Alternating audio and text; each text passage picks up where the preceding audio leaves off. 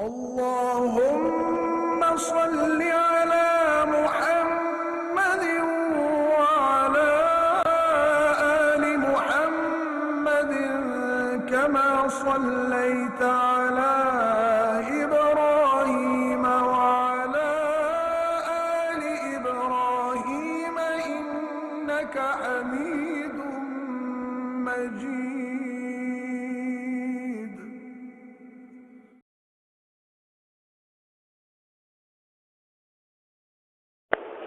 السلام عليكم ورحمة الله وبركاته.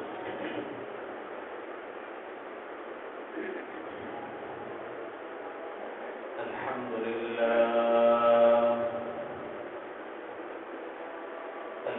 لله نحمده ونستعينه ونستغفره ونؤمن به ونتوكل عليه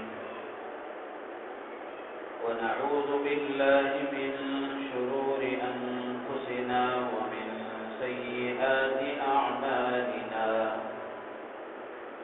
من يهده الله فلا مضل له ومن يضلله فلا هادي له. ونشهد أن لا إله إلا الله وحده لا شريك له. ونشهد أن سيدنا وحبيبنا ومولانا محمدا عبده ورسوله صلى الله تعالى عليه وعلى آله وصحبه وبارك وسلم تسليما كثيرا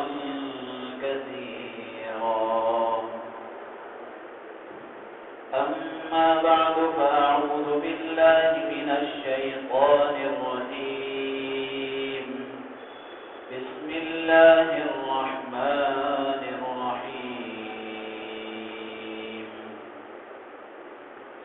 ولنبلونكم بشيء من الخوف والجوع ونقص من الأموال والأنفس والثمرات وبشر الصابرين. صدق الله مولانا العظيم. وقال رسول الله صلى الله عليه وسلم: المعدة بيت الأدواء وأعط كل بدن ما عودته، أو كما قال رسول الله صلى الله عليه وسلم. اللهم صل على سيدنا ومولانا محمد وعلى آل سيدنا ومولانا محمد وبارك وسلم. ہر قسم کی حمد و ثنا، ہر قسم کی بڑائی کبریائی، بادشاہی شہنشاہی، تنہائی یکتائی اس اللہ وحدہ لا شریک لہ کے لیے سزاوار ہے، جس نے ہم تمام کو اپنے کرم سے اپنے گھر میں جمع ہو کر دین کی بات کہنے اور سننے کی توفیق عطا فرمائی. کروڑوں درود و سلام نازل ہوں سرکار دو عالم فخر بنی آدم تاجدار مدینہ احمد مجتبی محمد مصطفیٰ صلی اللہ علیہ وسلم کی ذات عالی پر، جن کے صدقے میں اللہ نے کائنات کو وجود بخشا ہے. رحمت اور بخشش کی دعا ہے آپ کی آل پر، آپ کے اصحاب پر، تابعین و تبع تابعین ائمہ مجتہدین پر، اور قیامت تک آنے والے آپ کے متبعین پر. محترم بزرگ و عزیز دوستو، انسانوں پر اللہ تعالیٰ کی بے شمار نعمتیں ہیں، احسانات ہیں، اور اتنے احسانات ہیں اور اتنی نعمتیں ہیں، اتنے انعامات ہیں کہ بندہ ان کو گننا چاہے، شمار کرنا چاہے تو شمار نہیں کر سکتا۔ اس حقیقت کا خود اللہ تبارک و تعالیٰ نے قرآن پاک میں اظہار فرمایا ہے کہ وَإِن تَعُدُّوا نِعْمَةَ اللَّهِ لَا تُحْصُوهَا، کہ اگر تم اللہ کی نعمتوں کو گننا چاہو، شمار کرنا چاہو تو تم نہیں کر سکتے۔ یہ تمہارے بس کی چیز نہیں ہے، تمہاری طاقت کی چیز نہیں ہے۔ تو اللہ تبارک و تعالیٰ نے بے شمار نعمتیں عطا فرمائی ہیں۔ ہر نعمت بندے کے حق میں اللہ کی طرف سے رحمت ہوتی ہے۔ ہر نعمت بندے کے حق میں اللہ کی طرف سے رحمت ہوتی ہے، اس کی راحت کا ذریعہ ہوتی ہے، اس کے فائدے کی چیز ہوتی ہے۔ یہ الگ بات ہے کہ بظاہر کچھ نعمتیں رحمت کے بجائے زحمت نظر آتی ہیں۔ غور سے سننے کی بات ہے کہ کچھ نعمتیں بظاہر دیکھنے میں، ظاہر میں رحمت کے بجائے زحمت اور تکلیف نظر آتی ہیں، لیکن حقیقت میں وہ نعمتیں بھی بندے کے حق میں رحمت ہی ہوتی ہیں۔ جیسے اللہ کی نعمتیں رحمت ہوتی ہیں، مثال کے طور پر صحت ہے، تندرستی ہے، توانائی ہے۔ ہر آدمی سمجھتا ہے کہ صحت اللہ کی نعمت ہے اور بندے کے حق میں رحمت ہے، یہ ہر آدمی کو سمجھ میں آتا ہے۔ لیکن قرآن و حدیث کا ہم مطالعہ کریں گے، اللہ کے رسول صلی اللہ علیہ وسلم کی احادیث مبارکہ کو پڑھیں گے تو اس سے اس بات کا پتہ چلتا ہے کہ بیماری بھی اللہ کی نعمت ہے۔ بیماری بھی اللہ کی نعمت ہے، لیکن بظاہر وہ بندے کے حق میں رحمت نظر نہیں آتی، زحمت نظر آتی ہے۔ آدمی کو بیماری لاحق ہو جاتی ہے، کوئی بیماری میں آدمی مبتلا ہو جاتا ہے تو بیماری کی وجہ سے بظاہر کچھ پریشانی اس کو ہوتی ہے، زحمت اس کو ہوتی ہے، جس کی وجہ سے آدمی اس کو اپنے لیے اللہ کی نعمت تصور نہیں کرتا، اور تصور بھی کر لے تو اس کو اپنے لیے رحمت نہیں سمجھتا۔ سرکار دو عالم صلی اللہ علیہ وسلم نے احادیث مبارکہ میں ارشاد فرمایا، بے شمار حدیثیں ہیں جس میں اللہ کے نبی نے فرمایا کہ بیماری بھی بندے کے لیے اللہ کی نعمت ہے اور اس کے لیے رحمت کا ذریعہ ہے۔ ایک روایت میں آتا ہے، اللہ کے پیارے حبیب علیہ السلام نے ارشاد فرمایا کہ کوئی بندہ کسی بیماری میں، تکلیف میں، تھکاوٹ میں، غم میں، پریشانی میں مبتلا ہو جاتا ہے تو ان سب کی وجہ سے، بیماری کی وجہ سے، پریشانی کی وجہ سے، تھکاوٹ کی وجہ سے، غم کی وجہ سے اللہ تبارک و تعالی اس کے گناہوں کو معاف فرما دیتے ہیں۔ تو اب اس سے آپ اندازہ لگا کر دیکھیں کہ بیماری بندے کے حق میں رحمت ہوئی کہ نہیں ہوئی، بندے کے لیے اللہ کی نعمت ہوئی کہ نہیں ہوئی۔ اسی طرح ایک اور روایت میں اللہ کے نبی صلی اللہ علیہ وسلم نے فرمایا کہ بندے کو کوئی بیماری یا کوئی دوسری تکلیف لاحق ہوتی ہے، حتیٰ کہ اس کے بدن کے کسی حصے میں کانٹا بھی اگر چبھتا ہے، اللہ تبارک و تعالی اس کے گناہوں کو معاف فرما دیتے ہیں۔ ایک اور روایت میں اللہ کے نبی صلی اللہ علیہ وسلم نے ارشاد فرمایا کہ کسی بندے کو کوئی بیماری لگتی ہے اور کسی بیماری میں وہ مبتلا ہوتا ہے تو اللہ تبارک و تعالی اس بیماری کی وجہ سے اور تکلیف کی وجہ سے اس کے گناہوں کو اس سے ایسے گرا دیتا ہے جیسے سوکھے درخت سے پتے جھڑتے ہیں۔ ایک اور روایت میں اللہ کے نبی صلی اللہ علیہ وسلم نے ارشاد فرمایا کہ کسی بندے کے لیے اللہ تبارک و تعالیٰ کے ہاں ایک بلند مقام اور مرتبہ ہوتا ہے، لیکن بندہ اس بلند مقام کو، بلند مرتبے کو اپنے اعمال کی وجہ سے اس کو حاصل نہیں کر سکتا، یعنی اس کے اچھے اعمال اتنے قابل نہیں ہیں کہ وہ بلند مرتبہ اور بلند مقام حاصل کر سکے۔ تو اللہ تبارک و تعالیٰ اس کو پریشانیوں میں مبتلا کرتے ہیں، مصیبتوں میں آزماتے ہیں، اور اس کی پسند اور اس کی مرضی کے خلاف اس حد تک اس کو آزماتے ہیں کہ اس کی وجہ سے بندہ اس پر صبر کرتا ہے، مصیبتوں کے آنے پر صبر کرتا ہے، تو اللہ تبارک و تعالیٰ ان بیماریوں اور ان مصیبتوں کی وجہ سے اس بلند مقام تک اس کو پہنچا دیتے ہیں۔ ایک اور روایت میں اللہ کے نبی صلی اللہ علیہ وسلم نے ارشاد فرمایا کہ قیامت کے دن دنیا میں جن بندوں کو آزمائشوں میں، تکلیفوں میں، بیماریوں میں، پریشانیوں میں مبتلا کیا گیا تھا، ان بندوں کو جو اجر و ثواب قیامت میں اللہ تبارک و تعالیٰ عطا فرماتے رہیں گے، تو اس وقت میں وہ بندے جو آسودہ حال تھے، جن کی طبیعتیں اچھی تھیں، صحت مند تھے، توانا تھے، کوئی تکلیف ان کو لاحق نہیں ہوئی تھی، وہ بندے اللہ کی طرف سے ملنے والے اس اجر و ثواب کو دیکھ کر خواہش کریں گے کہ کاش دنیا میں ہمارا بدن اور ہمارا جسم قینچیوں سے کاٹا جاتا تاکہ قیامت میں اتنا عظیم اجر ہمیں بھی ملتا۔ تو میرے عزیز و دوست بزرگوں، بیماری بھی اللہ کی رحمت ہے اور اللہ کی نعمت ہے، تو صحت بھی اللہ کی نعمت ہے اور بیماری بھی اللہ کی نعمت ہے۔ تو اس لیے جب اللہ تبارک و تعالیٰ صحت عطا فرمائیں، تندرستی عطا فرمائیں، تو بندے کی ذمہ داری یہ ہے کہ وہ صحت کا صحیح طریقے سے استعمال کریں، صحت کا صحیح طریقے سے استعمال کریں اور اس صحت کے ملنے پر اللہ کا شکر ادا کریں، صحت کی نعمت کی قدر کریں۔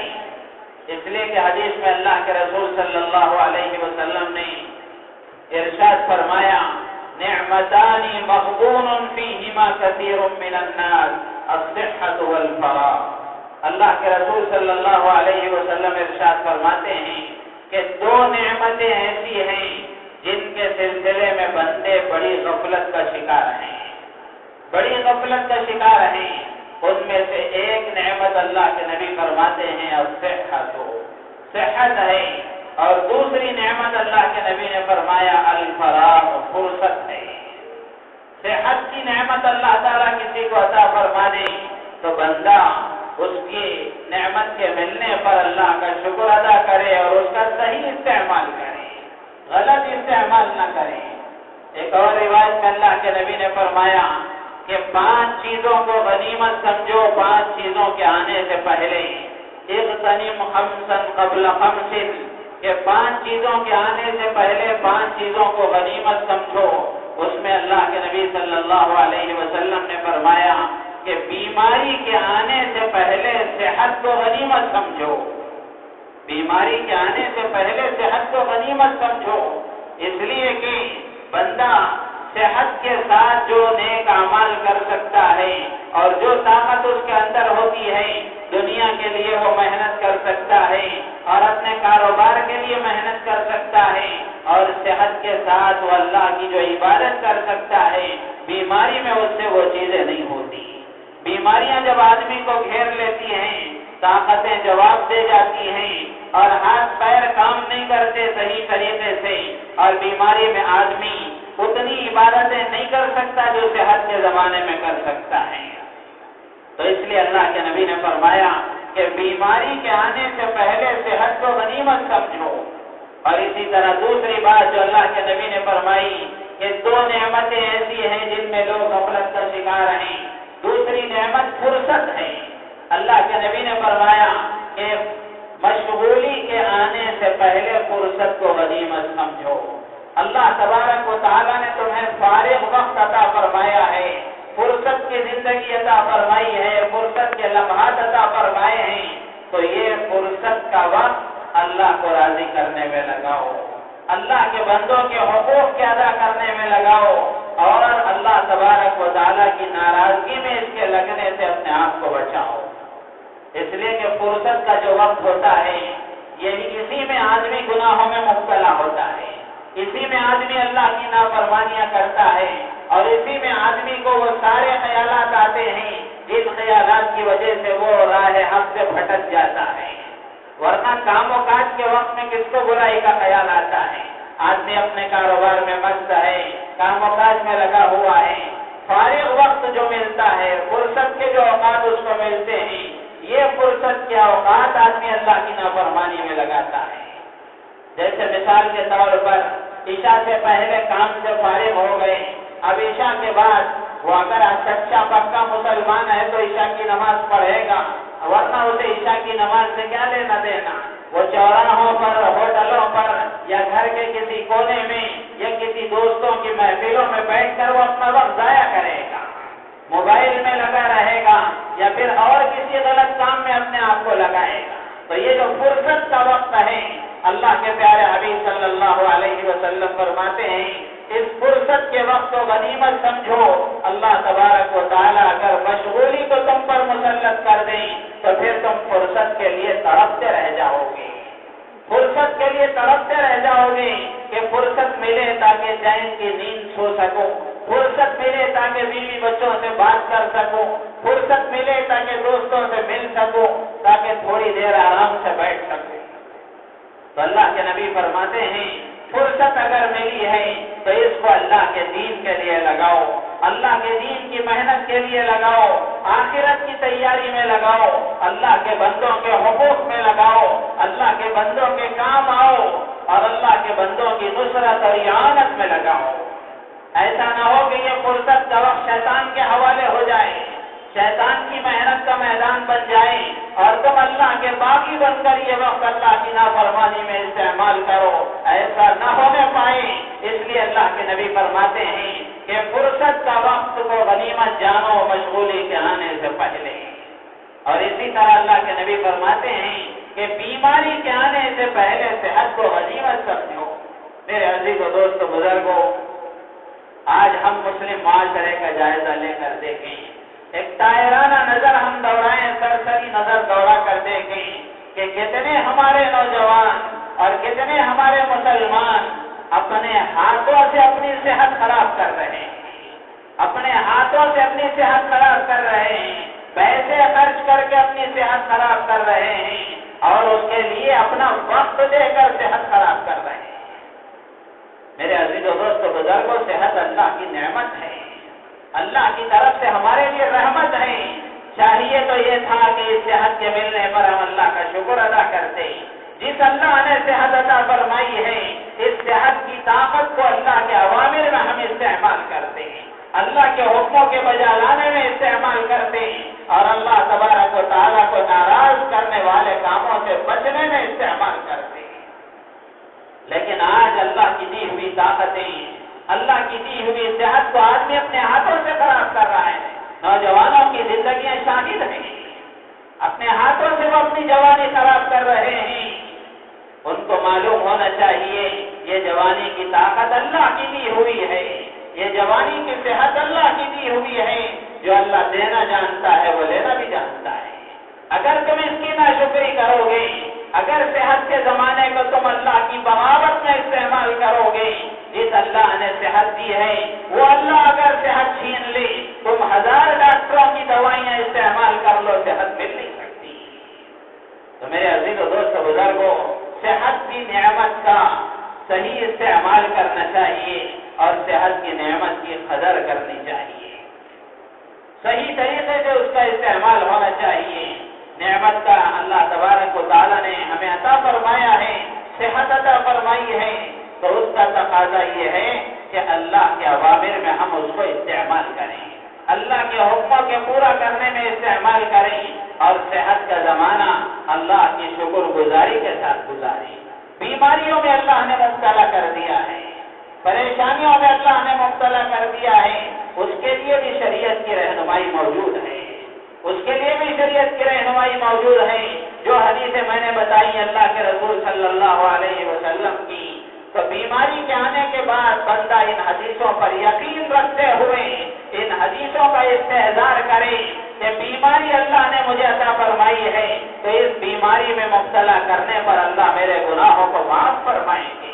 اس استحضار کے ساتھ بندہ صبر کے ساتھ چلتا ہے تو پھر یہ بیماری بھی اس کے لیے رحمت بن جاتی ہے۔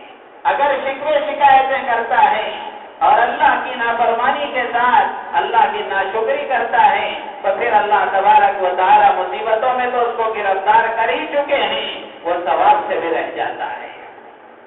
تو میرے عزیز و دوستو بزرگوں، صحت کی حفاظت کیسے ہوگی؟ صحت کی حفاظت کیسے ہوگی؟ دو طریقے ہیں، ایک ظاہری طریقہ ہے اور ایک باطنی طریقہ ہے۔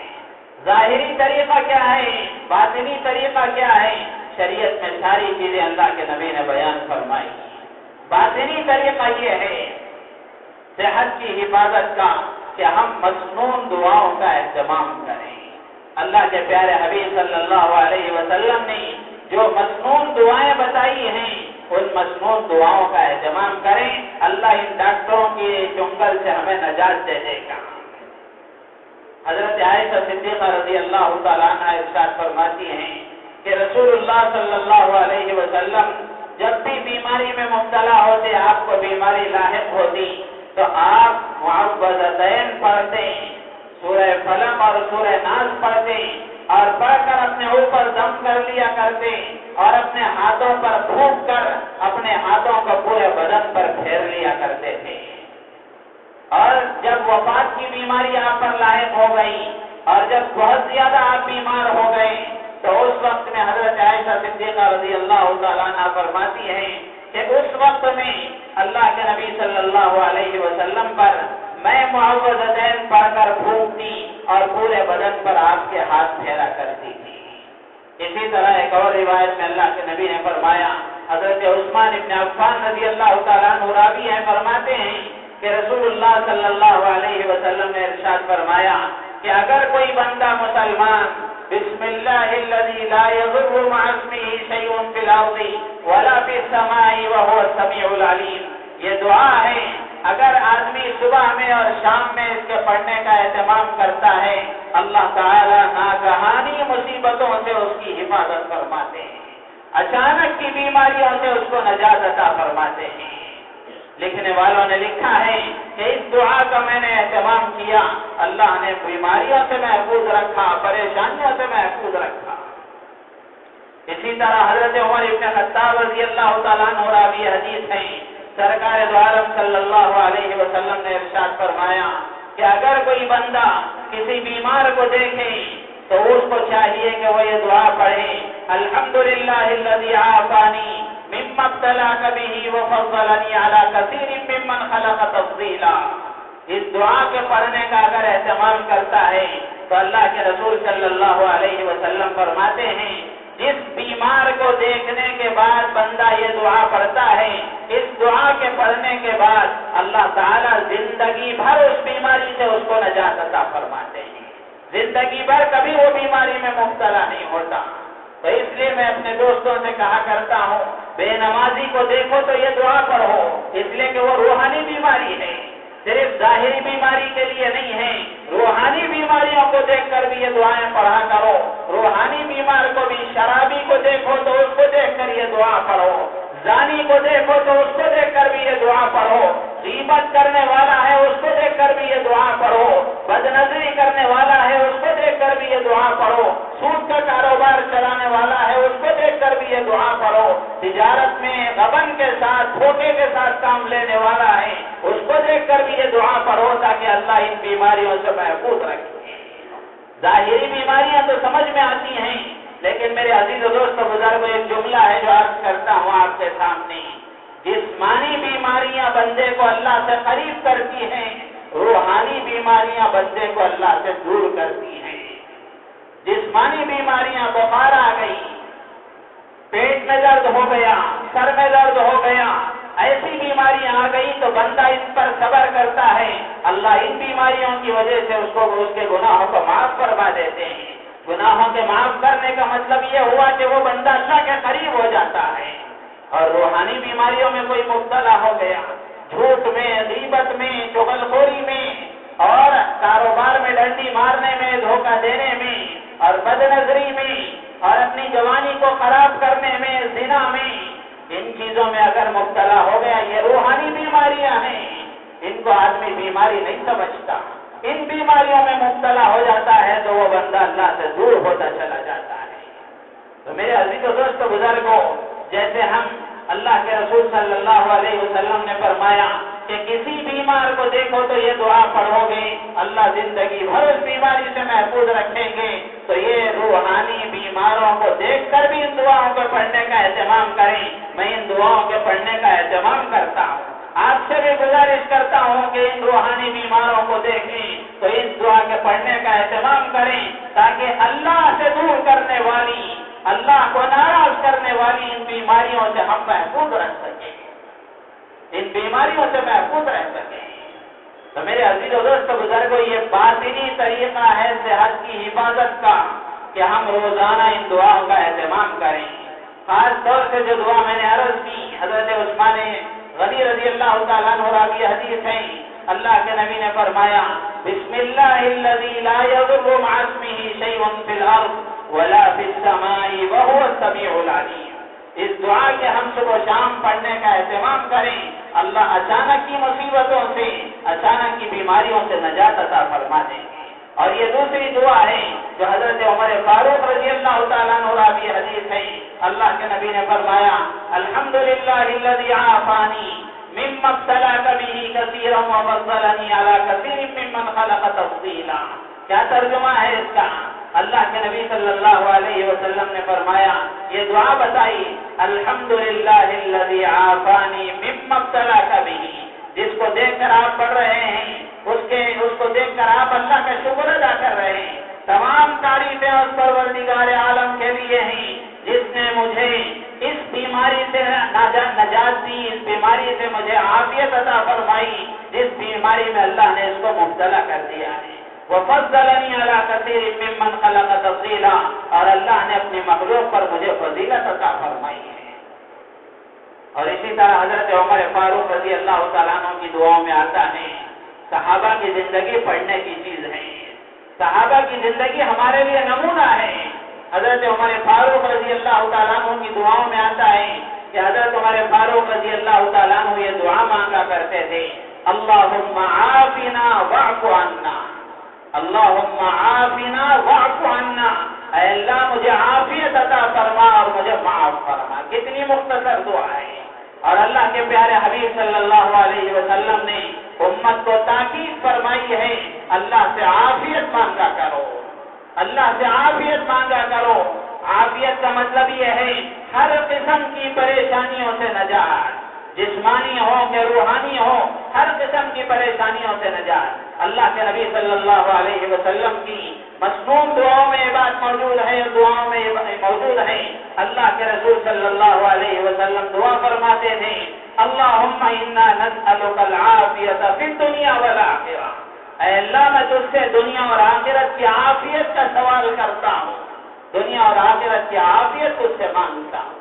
حضرت صدیق اکبر رضی اللہ تعالیٰ عنہ کے بارے میں آتا ہے، آپ فرمایا کرتے تھے ایمان کے بعد اللہ کی طرف سے بندوں کو جو نعمتیں ملی ہیں ان ساری نعمتوں میں عافیت سب سے بڑی نعمت ہے، اس لیے اللہ سے عافیت کا سوال کیا کرو، اللہ سے عافیت مانگا کرو۔ تو میرے عزیز و دوست بزرگوں، صحت کی حفاظت کرنا یہ ہر ایک کی ذمہ داری ہے، اس لیے کہ یہ اللہ کی نعمت ہے اور نعمت کا صحیح استعمال کرنا بندے کی ذمہ داری ہے۔ نعمت کا بندہ صحیح استعمال کرتا ہے، اللہ تبارک و تعالیٰ اس کو باقی رکھتے ہیں، اس میں بڑھوتری عطا فرماتے ہیں، اس میں اضافہ فرماتے ہیں۔ اگر نعمت کا صحیح استعمال نہ کریں، ناشکری کریں، اللہ تبارک و تعالیٰ فرماتے ہیں ان عذابی لشدید، میرا عذاب بڑا سخت ہے۔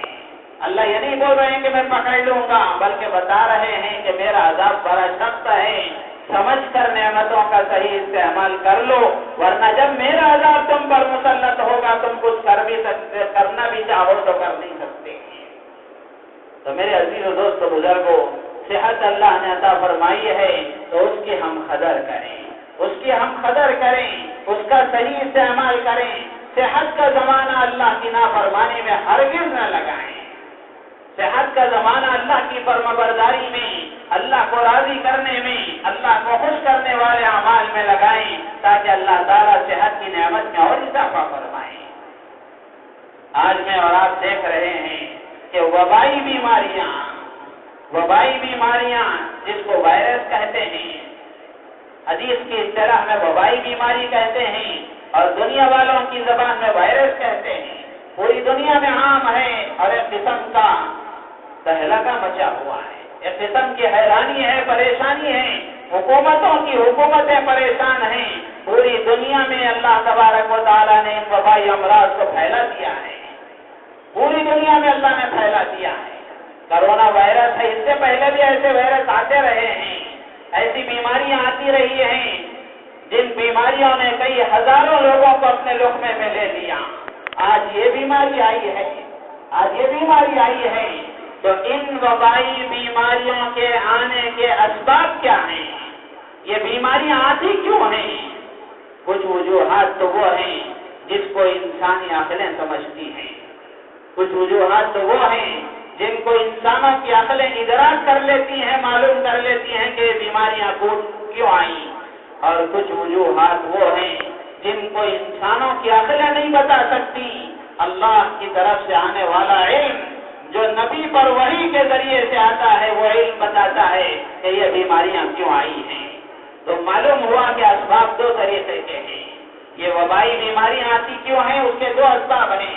کچھ ظاہری اسباب ہیں، کچھ باطنی اسباب ہیں. مسلمان صرف ظاہر تک نہیں رہتا، مسلمان باطنی اسباب کو استعمال کرتا ہے، معلوم کرتا ہے کہ کیا باطنی اسباب ہیں جن کی وجہ سے یہ بیماریاں مسلط ہو گئی. 31 دسمبر 2019 کو یہ سب سے پہلے ملک چین میں یہ بیماری کا انکشاف ہوا، کرونا وائرس کا. اور 11 جنوری 2020 کو سب سے پہلی موت ہوئی ملک چین میں. اور یہ وہاں کے ایک شہر ووہانا سے یہ بیماری چلی اور چلتے چلتے پوری دنیا میں عام ہو گئی. اور ہمارے ہندوستان بھی اس کے لپیٹ میں آ چکا ہے، شہر بنگلور بھی اس کے لپیٹ میں آ چکا ہے. یہاں بھی اس کی تصدیقات ہو چکی ہیں اور تلنگانہ میں بھی اور دوسرے علاقوں میں بھی اس کی تصدیقات ہو چکی ہیں. میرے عزیز و دوستو بزرگوں، بیماری بڑی خطرناک ہے، بیماری بڑی خطرناک ہے. اس کا ڈائریکٹ حملہ آدمی کی سانس پر ہے. اس وجہ سے یہ زیادہ خطرناک ہے کہ آدمی کے نظام تنفس میں سب سے زیادہ پریشانی ہوتی ہے، سانس لینے میں. اور پھر پھیپڑے اس سے متاثر ہوتے ہیں، پھیپڑے اس میں سوجن پیدا ہو جاتی ہے جس کی وجہ سے آدمی چند دنوں کے بعد لقمہ اجل بن جاتا ہے، موت کا شکار ہو جاتا ہے. تو میرے عزیز و دوستو بزرگوں، یہ بیماری ایسی ہے دنیا والے کہتے ہیں اس کا علاج ابھی تک دریافت نہیں ہوا. اللہ کے نبی فرماتے ہیں کہ کوئی بیماری اللہ نے ایسی پیدا نہیں کی ہے جس کا علاج اللہ نے نہیں بنایا ہو. یہ بات الگ ہے، اللہ کے نبی نے خود فرمایا کچھ علاج وہ ہیں جس کو لوگ سمجھ لیتے ہیں اور کچھ علاج وہ ہیں جو لوگوں کی عقلیں وہاں تک پہنچ نہیں پاتی. تو میرے عزیز و دوستو بزرگوں، یہ وبائی بیماریاں اور یہ وائرس کیوں آیا؟ سائنسدان بتاتے ہیں، تحقیق کرنے والے بتاتے ہیں در حقیقت یہ وائرس جانوروں کا ہے جو انسانوں میں منتقل ہوا ہے. وہ جو ملک چین کا شہر ووہان ہے وہاں جنگلی جانوروں کا استعمال زیادہ ہوتا تھا، خنزیر کا اور چمگادڑ کا سوپ بنا کر پیا جاتا تھا. تو ان جانوروں کا جو وائرس ہے وہ انسانوں میں منتقل ہوا اور پھر انسانوں سے انسانوں میں یہ منتقل ہوتا چلا جا رہا ہے.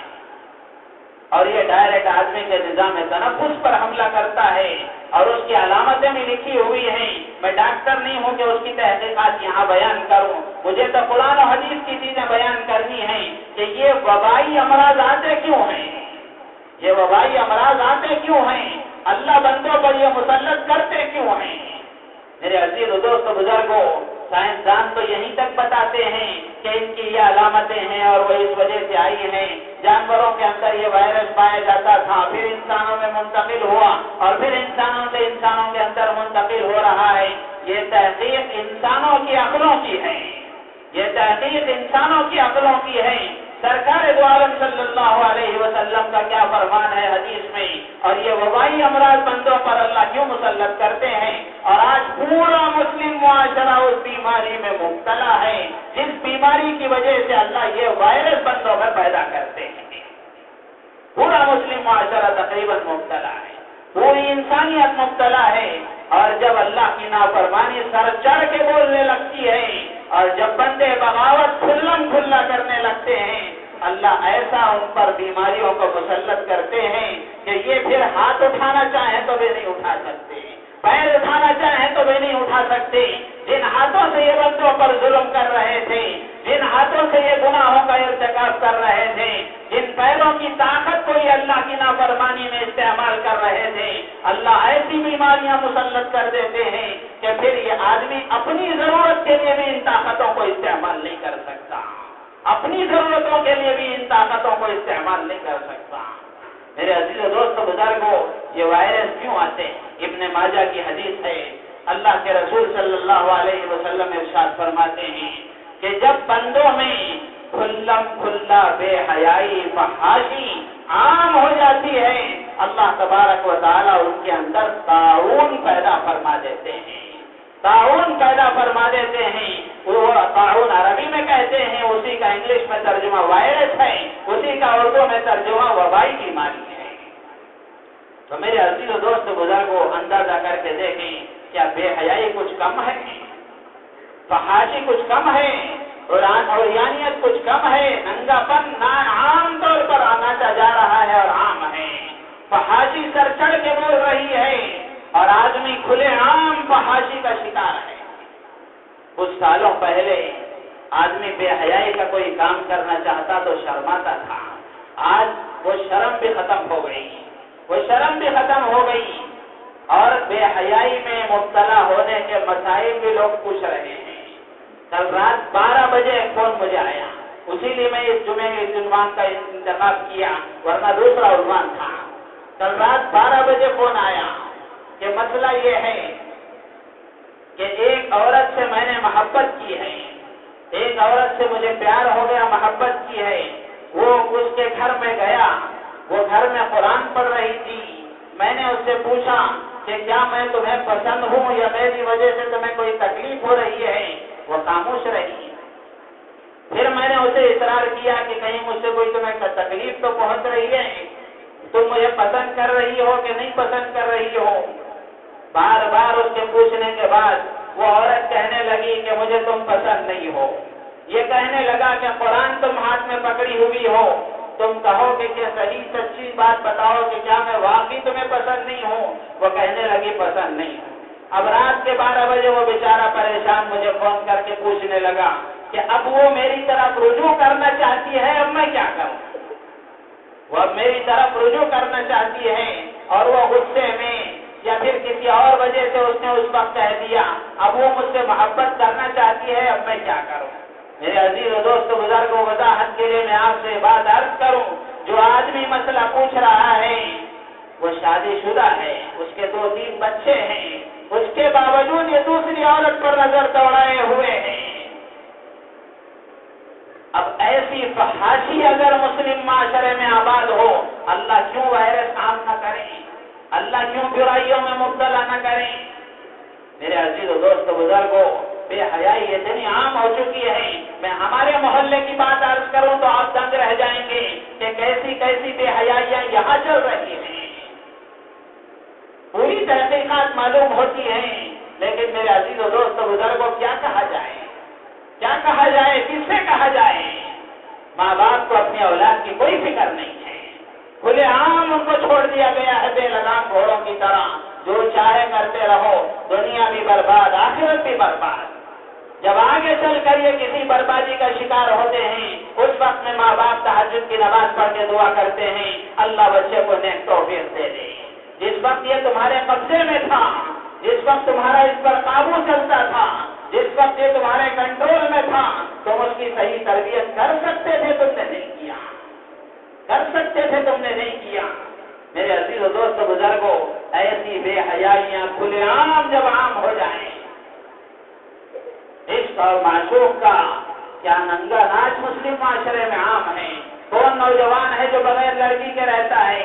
کون نوجوان لڑکی ہے جو بغیر لڑکے کے رہتی ہے؟ الا ماشاءاللہ کوئی ہو۔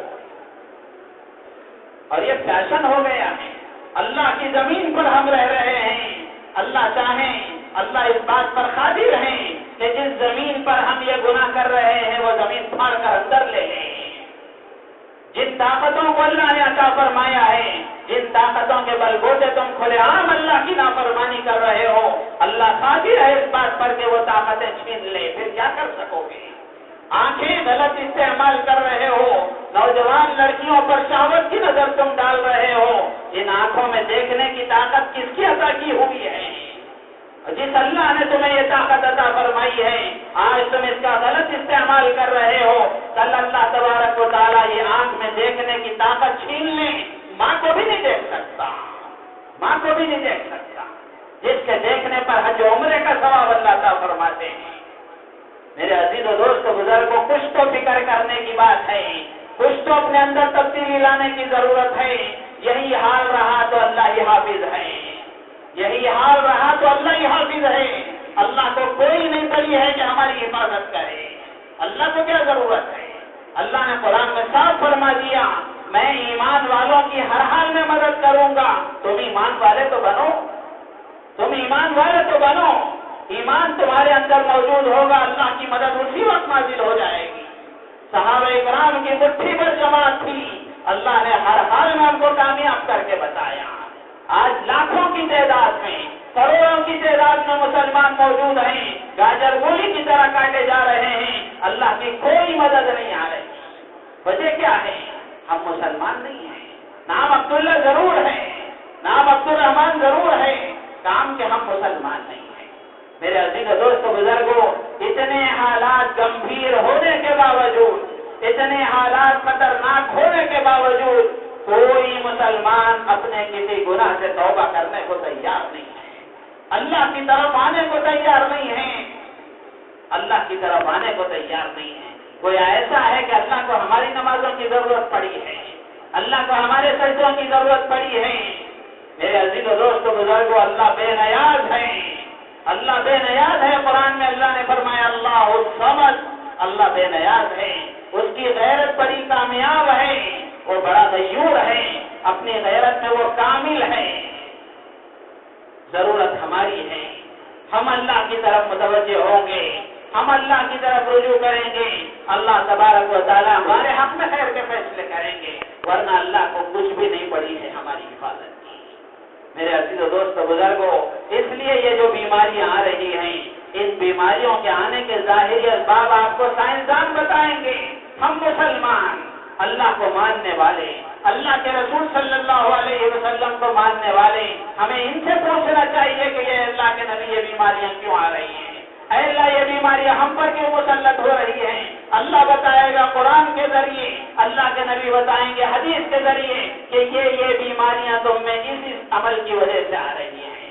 فحاشی عام ہوگی، اللہ تبارک و تعالیٰ طاعون کو، وبائی امراض کو، وائرس کو خوب عام کریں گے، خوب عام کریں گے۔ پھر تم کچھ بھی کر لو، ڈاکٹر بھی ہاتھ اٹھا بیٹھے جواب دے رہے ہیں ابھی تک اس کا علاج دریافت نہیں ہوا ہے۔ ہزاروں لوگوں کی موتیں ہو چکی ہیں اور پوری دنیا میں لاکھوں لوگ اس سے متاثر ہو چکے ہیں۔ اسی اخبار میں پڑھ رہا تھا کہ پوری دنیا میں تقریباً 80 پر 9,000 لوگ اس سے متاثر ہو چکے ہیں۔ میرے عزیز و دوست بزرگوں، اب بھی ہمارے دل میں اگر ذرہ برابر بھی اللہ کی طرف رجوع کا خیال نہیں آتا تو یقین کر لینا چاہیے کہ ایمان اندر ہے ہی نہیں، ایمان اندر ہے ہی نہیں۔ ذرا برابر بھی ہمیں خیال نہیں آتا۔ میں 4-5 جمعہ سے جب سے یہ کالا قانون پاس ہوا ہے اس وقت سے ہر جمعہ میں اس بات کی گزارش کر رہا ہوں کہ میں آپ سے کچھ نہیں کہتا، 5 وقت کی نماز پابندی سے پڑھو۔ کون سا پہاڑ اٹھانا ہے، کون سا پہاڑ اٹھانا ہے 5 وقت کی نماز پابندی سے پڑھنے کے لیے؟ اگر ہم اس کے لیے بھی تیار نہیں ہیں تو پھر اللہ کی طرف سے مدد کا انتظار کرنا بیکار ہے، مدد کا انتظار بیکار ہے۔ میرے عزیز و دوست بزرگوں، کچھ تو فکر کریں، کچھ تو فکر کریں، کچھ تو اپنے اندر احساس پیدا کریں، اپنے ایمان کو جگانے کی فکر کریں، اللہ کی طرف رجوع کو پیدا کریں۔ ایک طرف یہ وائرس ہے اور ایک طرف نفرت کا وائرس ہے جو پورے ملک میں پھیل رہا ہے۔ یہ سارے وائرس اسی وقت ختم ہوں گے جب ہم اپنے گناہوں سے توبہ کریں گے، استغفار کا اہتمام کریں گے۔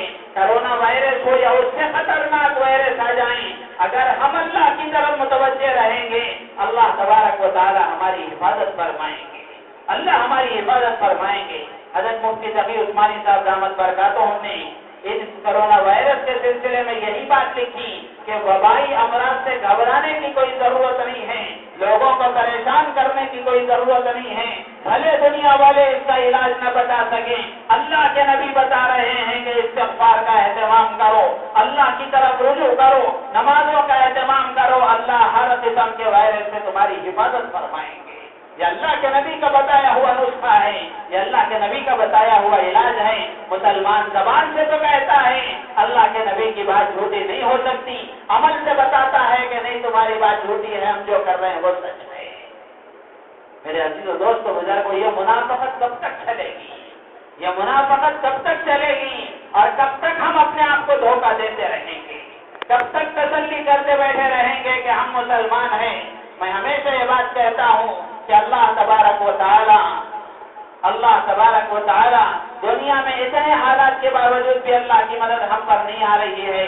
دنیا والے ہمیں پیٹ رہے ہیں مسلمان سمجھ کر، دنیا والے ہمیں ستا رہے ہیں مسلمان سمجھ کر، اور اللہ تبارک و تعالی پیٹنے کے لیے چھوڑ دیے ہیں، پیٹنے والوں کو پیٹنے کی طاقت دیے ہیں کہ یہ مسلمان نہیں ہے، یہ میرے وفادار نہیں ہیں، یہ میرے تابع دار نہیں ہے، یہ میرے وفا شعار نہیں ہے۔ کیا علامت باقی رہ گئی مسلمان کی کہ نہ اس کے چہرے پر داڑھی ہو، نہ اس کا لباس سنت کے مطابق ہو، نہ اس کے سر پر ٹوپی ہو، نہ اس کی زندگی میں نماز ہو، نہ اس کی زبان پر سچائی ہو، نہ اس کے اخلاق اچھے ہوں، اور کیا نام مسلمان رکھ کر کریں گے کیا؟ حضرت مولانا افضل شاہ صاحب قاسمی دامت برکاتہم نے ایک بیان میں یہاں تک کہہ دیا کہ اگر تمہیں اللہ کی اطاعت کرنا منظور نہیں ہے، اللہ کے دین پر عمل کرنا منظور نہیں ہے، تو تم نام عبداللہ رکھ کے کیا کرو گے؟ بدل لو، اللہ کو کوئی ضرورت نہیں ہے، اللہ کو کوئی ضرورت نہیں ہے، کوئی دوسرا نام رکھ لو، مسلمان کا نام رکھ کے کرو گے کیا؟ دنیا والے تو سمجھتے ہیں تمہیں مسلمان، اللہ کی فہرست میں تم مسلمان نہیں ہو۔ میرے عزیز و دوست بزرگوں، فکر کی ضرورت ہے، احساس کے پیدا کرنے کی ضرورت ہے، استغفار کے اہتمام کی ضرورت ہے۔ اللہ تبارک و تعالیٰ کی طرف ہم متوجہ ہوں گے، اللہ تبارک و تعالیٰ کی طرف سے ہمارے لیے مدد کا بھی انتظام ہوگا، اور اللہ تعالیٰ ہمارے حق میں خیر کے فیصلے بھی فرمائیں گے۔ یہ تو ایک وائرس کی بات ہوئی۔ دوسرا وائرس جو نفرت کا عام ہے، اس کے لیے حضرت مولانا خلیل الرحمان سجاد نعمانی دامت برکاتہم کی طرف سے اور ہمارے اکابر کی طرف سے یہ بات چلائی جا رہی ہے کہ یہ نفرت کے وائرس سے مسلمان محفوظ رہیں، ملک کے باشندے محفوظ رہیں، غیر مسلم محفوظ رہیں، ہر برادری اور ہر مذہب کا ماننے والا محفوظ رہے۔ اس کے لیے یہ کام کرنا ہے کہ ہر محلے میں ایک امن کمیٹی بنائی جائے، ہر محلے میں ایک امن کمیٹی بنائی جائے جس میں مسلمان بھی ہوں، دلت بھی ہوں، ہندو بھی ہوں، سکھ بھی ہوں، اپنے محلے میں جو مذہب کے ماننے والے ہیں، جو امن پسند ہیں، جو سیکولر مزاج کے ہیں، جو ملک کے قانون کا احترام کرتے ہیں، ملک کے قانون کو مانتے ہیں، ان سب کو ملا کر ایک کمیٹی بنائی جائے اور پھر اس کے ذریعے سے آنے والے حالات کا دفاع کیا جائے۔ تو اس کے لیے محلے والوں سے اس بات کی گزارش ہے کہ وہ اس کی فکر کریں اس کمیٹی بنانے کے، کہ جب کمیٹی بنے گی تو پھر اس کا کام بھی ان کو بتایا جائے گا کہ کیا کرنا ہے۔ یوٹیوب میں حضرت مولانا کا بیان موجود ہے، آپ اس کو سن لیں۔ یہ اس وقت کی سخت ضرورت ہے کہ محلے کے احباب فکر کر کے جو برادریاں ہمارے محلے میں رہتی ہیں، ان ساری برادریوں سے ہمارا تعلق ہو۔ دہلی کے فسادات شاہد ہیں، دہلی میں جو فساد ہوا دہلی والوں نے نہیں کیا، باہر کے غنڈے آ کر دہلی میں فساد کر کے گئے ہیں۔ اگر محلے میں یکجہتی ہوگی، سارے محلے میں بسنے والے، سارے مذاہب کے ماننے والے، اگر ان کے اندر یکجہتی ہوگی تو کوئی باہر کا فسادی اندر گھس نہیں سکتا۔ تو اس لیے محلے والوں سے گزارش ہے، مسلمان قائد کی حیثیت رکھتا ہے، مسلمان لیڈر کی حیثیت رکھتا ہے، تو اس لیے مسلمان کو چاہیے کہ وہ اپنے ملک کی حفاظت کے لیے، اپنے ملک میں امن کے برقرار رہنے کے لیے، ملک کے قانون کی حفاظت کے لیے وہ آگے بڑھ کر دوسری برادریوں سے بات کرے اور دوسری برادریوں والوں سے بات کر کے اس کمیٹی کو بنائیں۔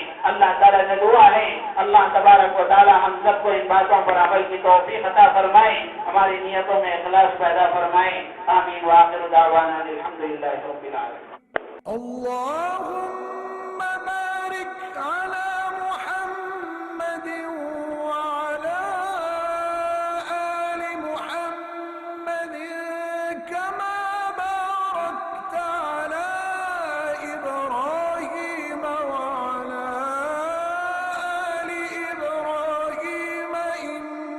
إنك حميد مجيد